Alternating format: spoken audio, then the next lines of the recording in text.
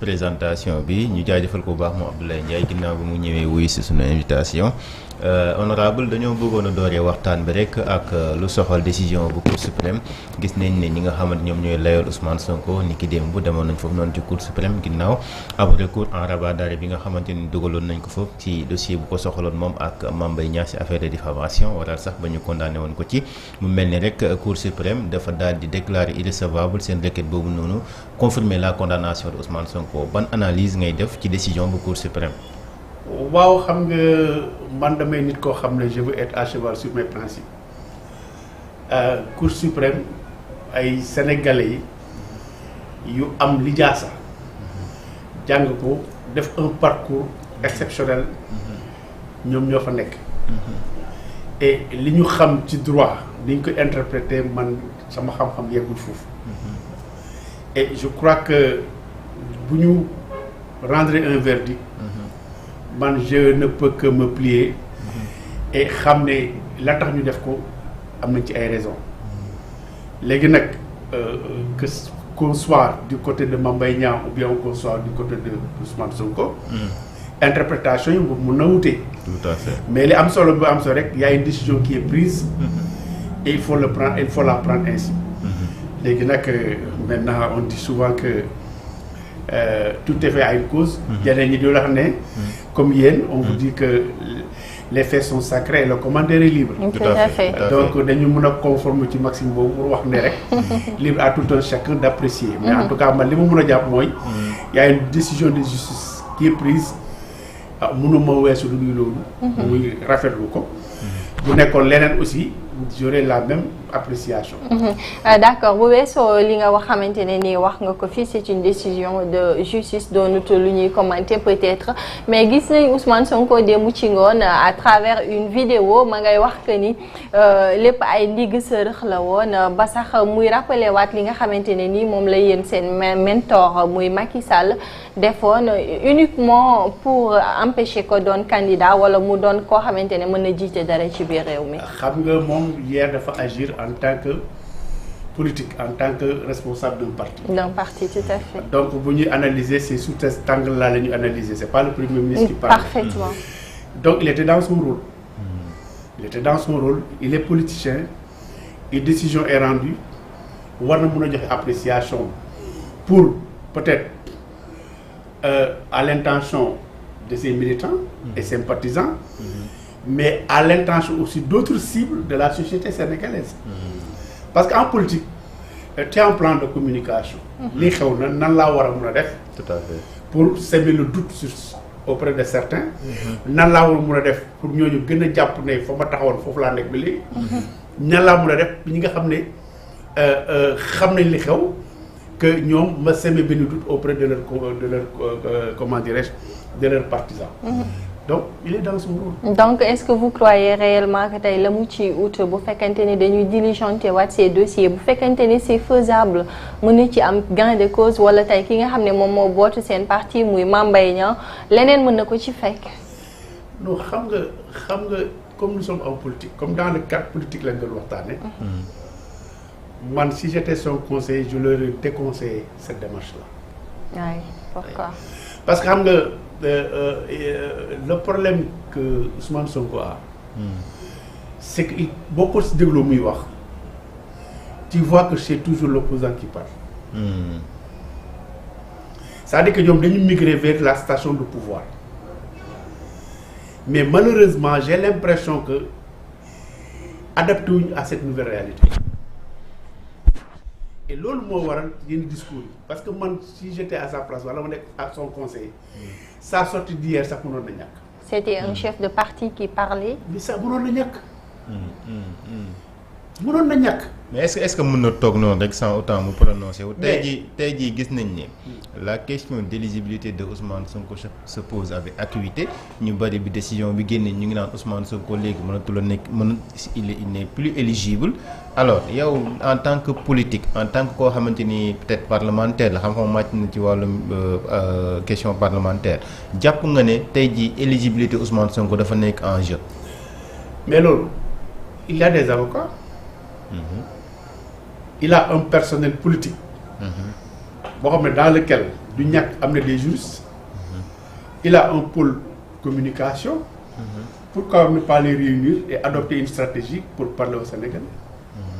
boo xam ne moom day consacré à ses activités de primature. objectif bi nee na moo nekkoon ñëwaat ci visite bi nga xamante ni defoon na ko Chine looloo nekkoon objectif sortie bi.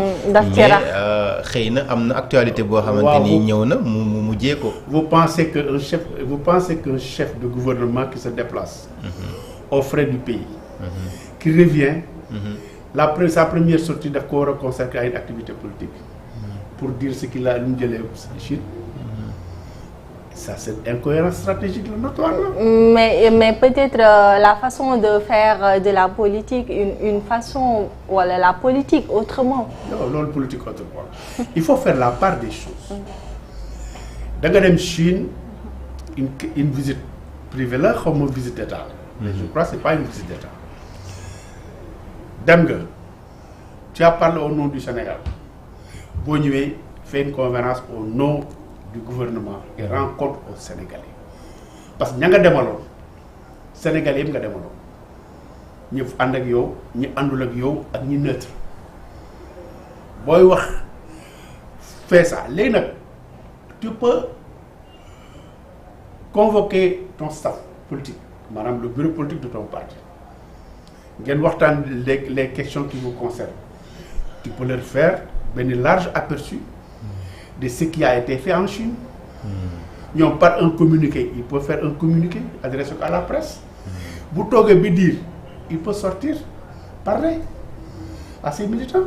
mais tu viens même pas une semaine tu dis que tu vas faire une rencontre pour expliquer sa vie et tu le fais sous l'angle du parti. Mais il a dit désormais qu'il fera peut-être des sorties où il sera beaucoup plus proche des populations que de rester dans les bureaux. loolu non loolu aussi loolu moom la engagé xam nga dama leen ne sànq on parle de langue politique. le parti PASTEF est dans une dynamique organisationnelle et cetera et cetera. léegi ñoom ñooy xool le moment venu kan la ñu war a waxtaan ak ci yan thème la ñu war a aborder ak nan lañ ko war a aborder loolu ñoom la concerné léegi bu ñu décidé ne tey dañu war a wax ak Sénégalais yi. maanaam leur parti. mais loolu ñoom la engagé comme aussi noonu la engagé yeneen parti mais man li ma mënul li xel mënul nangu mooy nga ne salaamaaleykum ñib si à la première heure nga ne tu fais benn sortie jëmale ko say militants pour leur rendre compte des activités. mais lan moo tax nga jàpp ne rek sortie bi c'était pour peut-être discuter avec ses militants parce que bi muy def sortie bi ci lu mu njëkkee mooy visite bi nga xamante ni def na ko lu mu njëkkee waxtaanee na jafe-jafe yi nga xamante ni moom la économie bu Sénégal di dund tey ji mënoo jàpp ne rek c'était le premier ministre qui parlait aux Sénégalais ñi nga xamante ni xëy na ñoom ñoo ko yónni noonu fa mu demoon foofu noonu ci mes chers journalistes quel est votre problème fondamental vous les journalistes sénégalais tey jii tout ce qui se passe en Chine waru leen waru ngeen mun am ay canaux pour donner la vraie information. monsieur Ndiaye non je m'explique non yéen nag benn affaire dafa am. dama leen di wax. allez-y. d'antan c'est ce qui se passait. tey mënuma nangu bu ngeen laajee à tête reposée bu ngeen ñibbee seen kër di ngeen xam ne li ma la dëgg la Ousmane Sonko. C'est le chef du gouvernement, c'est le premier ministre de la République du Sénégal. Il effectue une visite au nom du Sénégal. bu ñëwee primeur bi Sénégalais ko moom c'est pas le parti. Il est libre de convoquer une conférence de presse à la primature et faire une note de synthèse à l'intention des populations pour leur dire que sama voyage lii la. bu paree ci loolu nag. bu defaatee beneen sortie à l'intention de ses militants amul problème.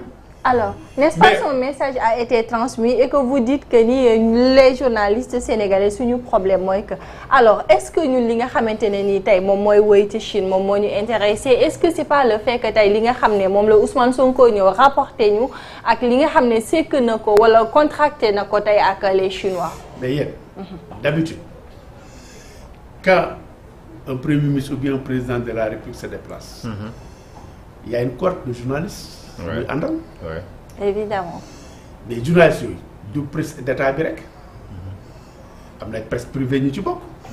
Mais quel est le lien que vous avez? Vous avez des cadres d'échange entre journalistes, je comprends très bien. Parce que moi, en tant que politique, en tant que gouvernant, moi, ce qui m'intéresse, c'est pas ça qui intéresse le journaliste. Ci approche communicationnelle bi. Est-ce que fu mu dem yéen ñi tey jii xam ngeen les protocoles d'accord yu am xam ngeen ko. Bon, à part li nga xam il l'a rapporté hier, ce qu'il a rapporté. C'est voilà le problème, c'est que moom il dit ce qui l'arrange. Point barre. C'est pas pour rien que ñu leen di jàngal ne les faits sont sacrés, le commentaire. Mais est-ce que c'est pas le début du commencement également, parce que tamit un journaliste koo xamante ne il n'a pas été sur les lieux alors que gis na un premier ministre wala donc à qui la faute bu boobaa. Bon, ça c'était une parenthèse, mais boo xoolee dans vos rédactions. Et ça dit de je parle de cadre général, c'est par exemple la profession.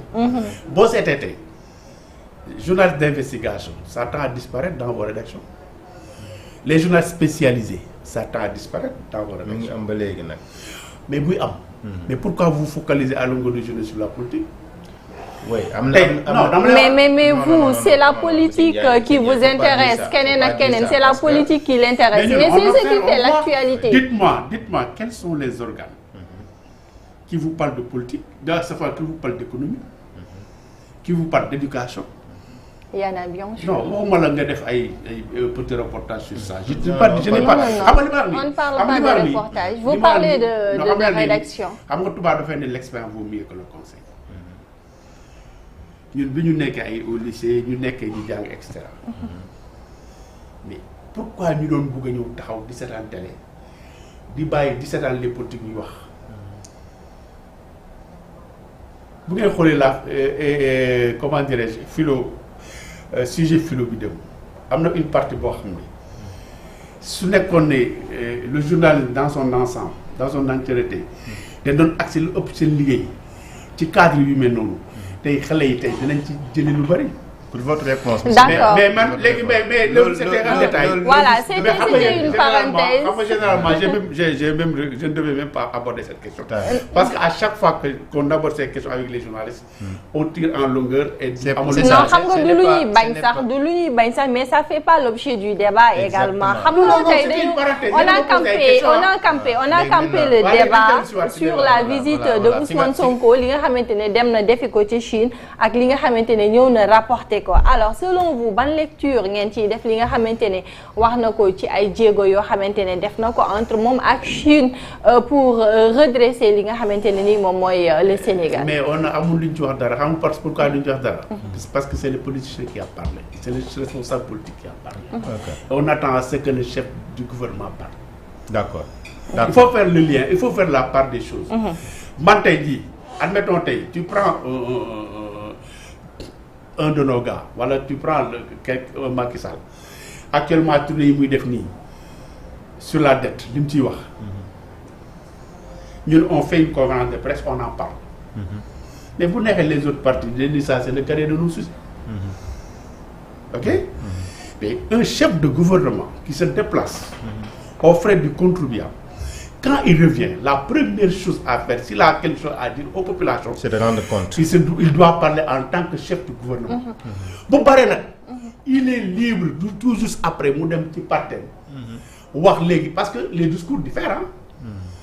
Un chef de gouvernement qui parle n'a rien à Ousmane Sonko, contrairement à ce que les gens pensent, c'est un gars qui a beaucoup examiné, qui a beaucoup étudié la sociologie sénégalaise. D'abord, sénégalais. Il a fait exprès d'agir en tant que responsable de PASTEF et non pas en tant que chef du gouvernement. D'accord. Posons-nous maintenant le